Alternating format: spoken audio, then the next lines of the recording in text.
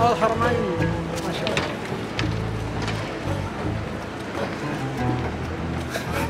Alhamdulillah.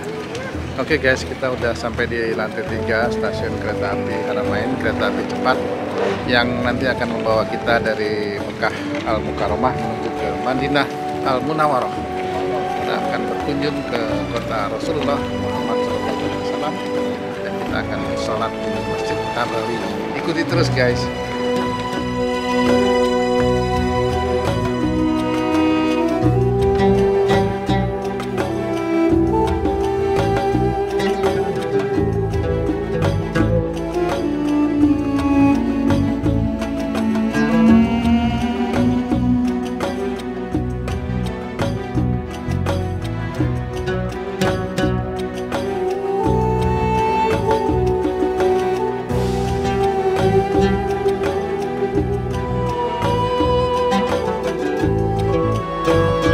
Alhamdulillah kita sudah siap masuk ke gerbang dan nomornya nih 12 dari ujung ke sini.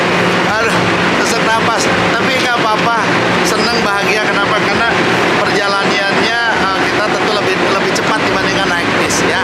Ini salah satu yang diberikan oleh Samawi Travel. Kita dapat nomor keretanya 1170 ya, gerbong 12 Makkah jurusan ke Madinah.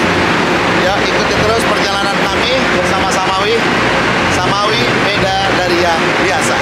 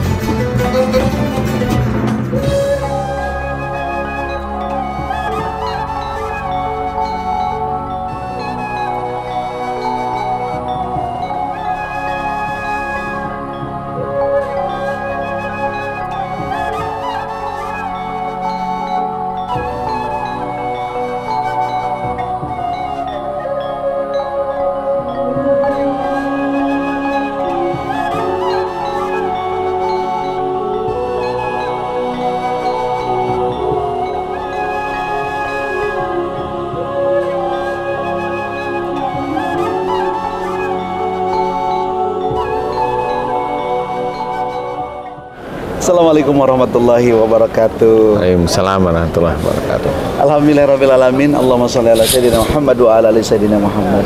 Sedulur beriman, alhamdulillah di kesempatan petang ini saya dan juga para jamaah di sini ada Patung, ada Pak Hang, dan yang paling spesial di sebelah kiri saya ada guru kita ya, Ustaz Dani. Assalamualaikum Ustaz. Waalaikumsalam warahmatullahi wabarakatuh. Dan beliau tidak seorang diri, bersama keluarga di sana tuh ya. Ada Bunda Wulan, ada Mbak Cindy, ada Mas Piko yang insya Allah baru saja resmilah gitu ya. Baik, tapi tidak membicarakan tentang Mas Piko sekarang. Alhamdulillah baru saja kita perjalanan dari kota Mekah menuju ke sini Madinah. Dan bedanya umroh kali ini Samawi itu tidak hanya naik bis tapi juga naik kereta tercepat. ya. Karena keretanya baru satu. Baru satu dan langsung Jadi tidur itu masalahnya. Jadi langsung. nggak tahu menahu. Oke, Ustaz. Menurut pendapat Ustaz nih, perjalanan kita dari Mekah ke Madinah dengan kereta, kira-kira apa hikmah di balik itu? Alhamdulillah perjalanan jadi lebih cepat ya. Singkat ya. Singkat ya, dari berangkat jam 4:30, insya Allah ya, kayaknya 4:30 ada tadi ya. Betul. Kemudian sampai di sini jam 7, lebih 10 menit lah 10 ya. menit, betul. Itu menurut saya itu singkat yang biasanya 7-8 jam, Iya, betul. 6-7-8 antara itulah 7 lah ya. Di 7 jam ini sekitar berapa? 2,5 jam lah. Alhamdulillah itu istilahnya ngirit tenaga, jadi kita tidak capek di jalan, Ustadz. Ya. Masya Allah ya. Insya Allah tidak capek di jalan. Jadi kalau kita mau beribadah selanjutnya tenaga itu masih, insya Allah masih kuat lah. Masih kuat ya. Ya, masih kuat lah. Ya, insya Allah seperti itu ya. Cuma ada perbedaan kereta yang saya naikin. Kereta tadi apa namanya keretanya ya Ustaz? Haramain. Al-Haramain ya, kayak parfum. Saya punya parfum Mereknya Haramain. Haramain ya, punya. Kemudian bedanya kalau kereta ini dengan yang saya tumpangi,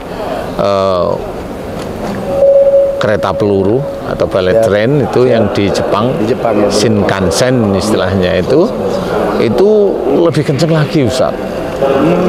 Lebih kencang, lebih kencang. Karena dari tadi saya memperhatikan ya, lebih kencang dan tidak bersuara. Kalau ini saya masih dengar suara. Masih dengar suara. Cek. Kalau Shinkansen itu kayak, kalau mobil itu Mercy Ustaz. Allahu Akbar. Mercy. Atau kalau boleh saya cerita, Maybach lah istilahnya. Mercy tapi ya Maybach. Yes. Yang enak sekali. Bukan mau membedakan jelek baiknya ya. Ini kan pengalaman aja. Sehingga bedanya di situ aja. Kemudian yang lain saya kira tetap sama. Kecepatan saya berpikir kalau kecepatan yang di kereta Mekah Madinah ini bisa aja dikurangi, bisa aja, tapi saya nggak tahu. Tapi intinya saya tidak bilang berisik, tapi masih terdengar di telinga saya itu suara roda, belokan gerbong, itu menurut saya ya. Saya bukan ahli kereta, yang ahli kereta itu ini ahli kereta ini. Karena ini yang pembuatnya kan. Ini ya, dulu kan Pak Hanggoro itu kan termasuk dirut KCIC. Apa Pak? KCIC, betul ya Pak Hanggoro. Nanti sedulur beriman bisa cari KCIC. Pak Hanggoro itu pernah jadi dirut di KCIC itu ya. Di KCIC itu. Nah, itu tahu persis. Jadi KCIC itu kereta cepat Jakarta ya. Jurusan Jakarta Bandung ya Pak ya. Nah itu suaranya mirip Shinkansen Pak. Suara kecepatannya enggak terdengar. Iya. Suara Pak. Insya Allah kalau di gerbong hampir sama ya, hampir sama. Berarti kecepatannya di atas 300 Pak ya? 350, 360 ya betul. Cus ya. Cus ya. Jadi kalau KCIC itu berarti dari Jakarta ke Bandung hanya ditempuh dalam waktu 1 jam. 36 menit. Setengah jam. Pokoknya saya besok ini Pak, saya mau ngevlog nanti di KCIC. Insya Allah. Ustaz, gini kan, ya. Kalau kita naik kereta dari Mekah ke Madinah atau kemarin mungkin Ustaz di Jepang itu dengan Shinkansen, itu kan perbedaan juga ada, suaranya juga ada, berbeda kan begitu.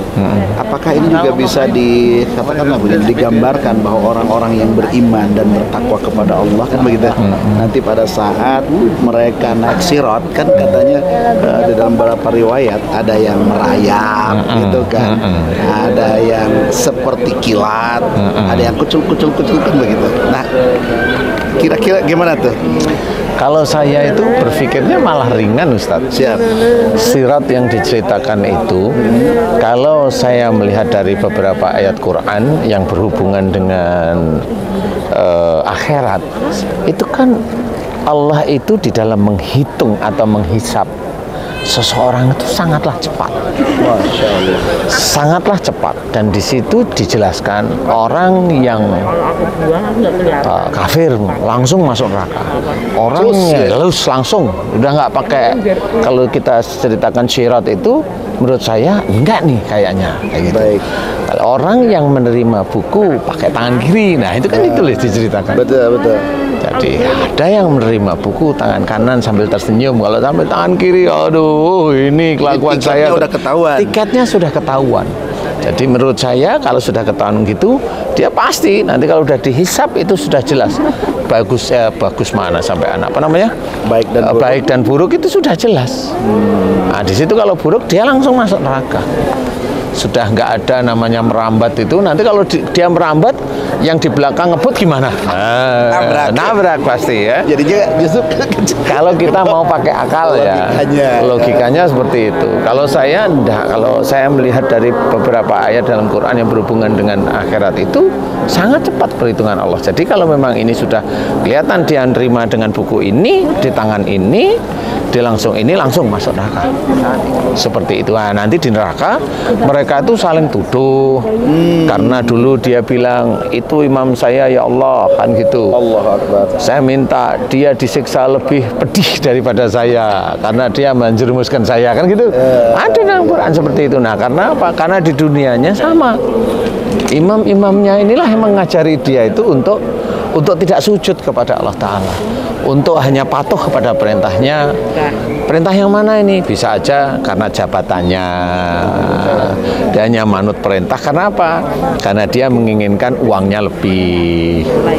Kalau sekarang jabatan itu apa? Nah ini yang baru cerita orang pajak ini, menurut ceritanya itu ini kan baru digonjang ganjing. Nah ini sama. Jadi ini baru di Plekodo. Yang di Plekodo itu betul-betul dilihat oleh Menteri Keuangan. Itu sama. Dia mau yang mana? Tapi ini orang Islam loh ya. Betul. Saya tidak menceritakan dia Muslim atau dia tidak Muslim. Saya tidak menceritakan itu. Umpamanya dia seorang Muslim dan dia jabatan dia itu menjadi Tuhannya, sehingga dia tidak lapor pajak juga ada, uangnya disimpan di deposit box umpamanya, atau uangnya disimpan dengan nama anime yang lain. Maksudnya nama-nama yang lain. Aneh lah, yang aneh. Nama orang lain samaran yang yang ATM-nya sama buka tabungannya dia yang bawa. Umpamanya saya begini loh, saya pinjam KTP-nya Ustadz, saya bikin ATM sama buku tabungan. Nah, nanti kalau ada yang masuk kerjasama dengan perusahaan tertentu, ini umpamanya dia harusnya menurut negara pajak itu bayarnya umpamanya 40 miliar umpamanya.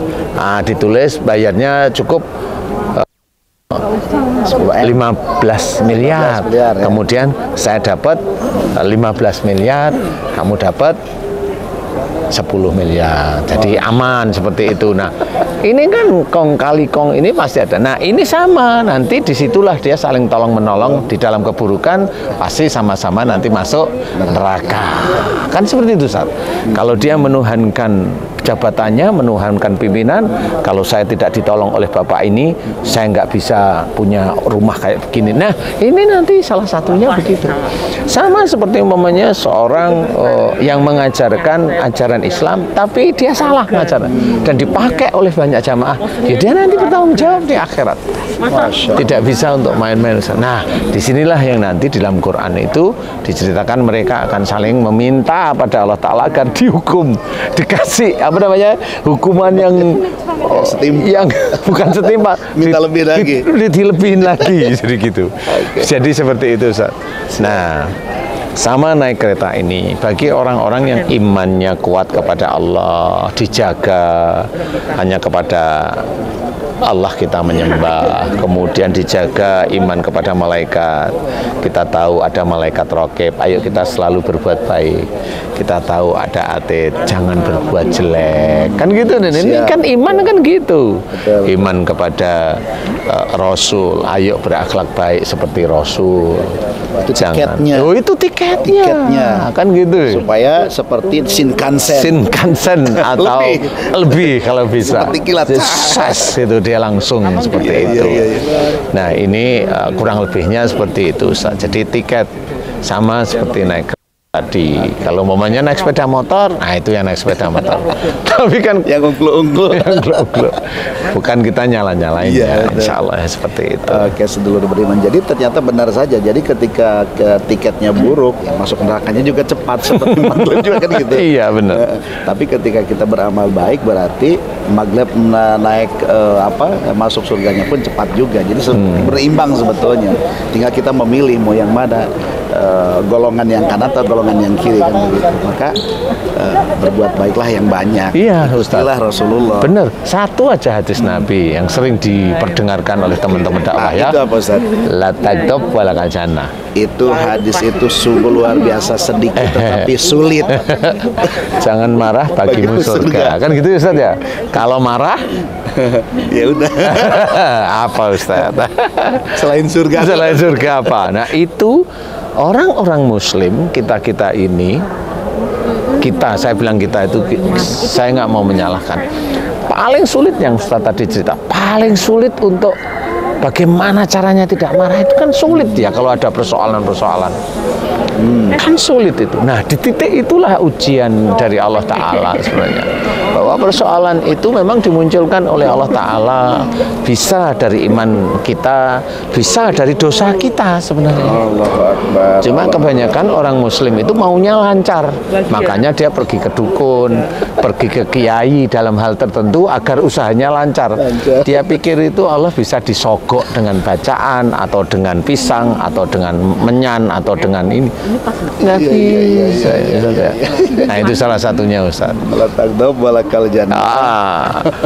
Aduh. Jadi coba tanya nih, sedulur nih, sebelah kanan saya ini ada dua nih. Kira-kira bagaimana nih pendapat la taghdab walakal jannah itu? Gimana nih? Coba paham. Ya ini Balik, Pak. Ya. seperti kata Pak Ustadz tadi, singkat, aplikasinya susah. Tapi memang itu target perjuangan yang harus dijalankan. Kita harus mengaplikasikan kehidupan sehari-hari itu.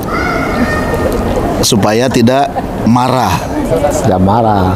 Kita tahu sifatnya siapa. Kira-kira hari ini ada marah nggak dalam perjalanan ini? Alhamdulillah, insya Allah tidak. Tidak ada ya. Kalau kemarin? Insya Allah marah kenapa saya salah gitu. Oh gitu ya. Bukan marah itu. Bukan marah itu Pak ya. Nyesal. Itu hanya Nyesal ya. Salah. Oke. Ya itu kebodohan saya. Baik. Berarti ternyata aplikasi la taghdab walakal jannah itu hanya sebatas kayaknya kita baru bisa berucap. Berjuangannya sangat berat ya. Betul, itu butuh istiqomah itu. Berarti andaikan saat kita marah kemudian meninggal, gimana tuh Pak kira-kira? Su'ul khatimah ya. Nah, Oke guys, ini di sebelah kanan saya lagi ini ada Pak Tung nih. Pak Tung gimana nih? Kira-kira nih. Tadi guru kita udah bilang, udah kalau mau masuk surga itu satu aja dah, gitu lah, taghdab walakal jannah. Nah, kan Pak Tung nih kesini sama keluarga nih. Iya. Kira-kira gimana nih selama umroh nih?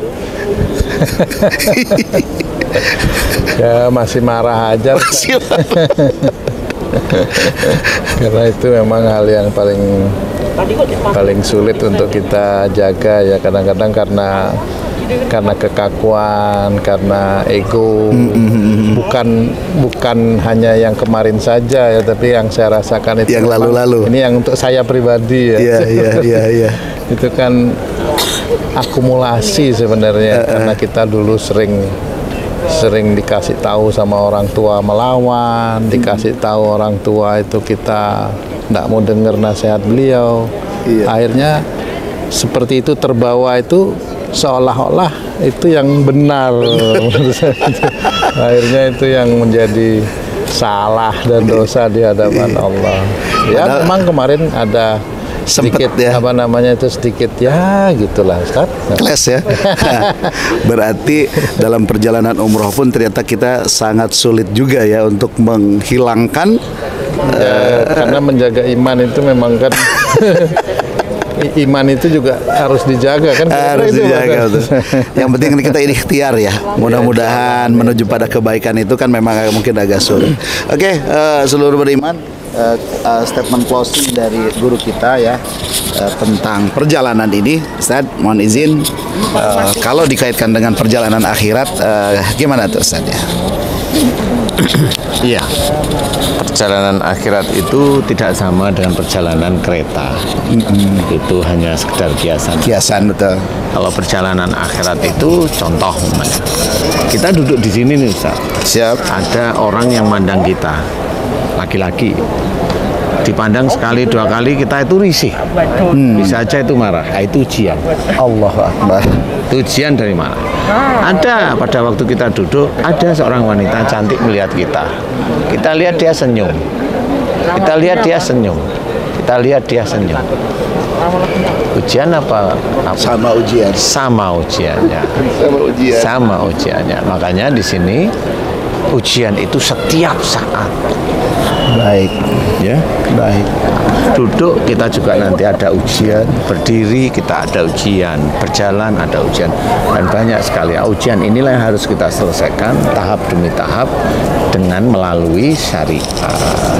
Nah, insya Allah mudah-mudahan kalau kita paham bahwa ujian itu selalu setiap detik itu ada di kita, ayo kita kerjakan atau ayo kita selesaikan dengan syariat agama kita. Nah, mudah-mudahan kalau itu lulus, disitulah grade kita mulai naik. Nah, itu nanti tiket ke akhiratnya yang jelas. Termasuk salah satunya la taktab wala jannah. Kalau itu urusannya dengan marah, tapi kalau dengan urusannya dengan sesuatu yang menyenangkan, digoda wanita umpamanya, iya. Itu nggak akan marah. Tapi yang marah yang di rumah. Akhirnya bubar nanti ya kan. Jangan ngikutilah hawa-hawa seperti itu ya. Insya Allah seperti itu Ustaz. Baik, Wallahu a'lam. Baik, seluruh beriman, alhamdulillah tadi sudah kita bahas ya bahwa perjalanan ini memang kalau dikaitkan dengan akhirat ada yang cepat, ada ya cepat ke neraka, cepat ke surga. Mungkin seperti itu kan bahasanya. Tapi yang jelas bahwa kita harus menata kehidupan ini dengan hal yang baik supaya mungkin nanti cepat juga masuk ke surganya.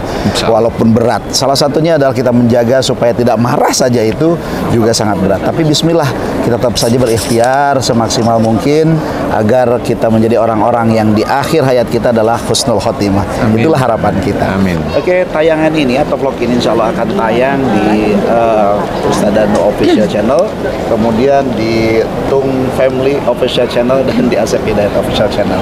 Mudah-mudahan bisa ketemu lagi di episode berikutnya yang lebih menarik dan lebih kuat lagi dan lebih bermanfaat lagi. Walaupun yang sekarang juga untuk menjauhkan diri dari tidak marah itu sulit juga. Oke, sampai jumpa lagi. Terima kasih. Assalamualaikum warahmatullahi wabarakatuh. Waalaikumsalam warahmatullahi wabarakatuh. Terima kasih Ustaz.